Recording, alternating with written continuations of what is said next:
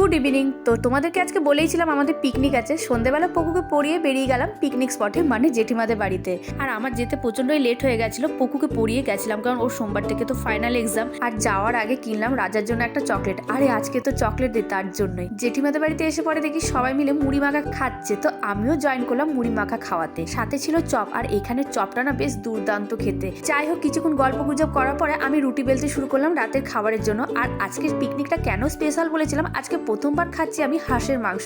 আর শুধু আমি নয়, আমার বোনও প্রথমবার এই হাঁসের মাংস টেস্ট করলো। আর সত্যিকারে প্রথমবার খেয়েই আমাদের দারুণ ভালো লেগেছে কিন্তু।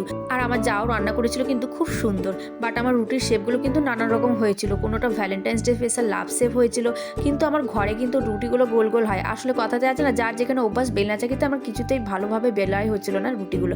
যাই হোক, ঘরে এসে আমি রাজাকে দিলাম চকলেটটা। ও তো ভীষণই অবাক হয়ে গেছে। বাট এই চকলেটটা কে খাবে? আদৌ রাজা তো না পকু? তো চলো গাইস, টাটা।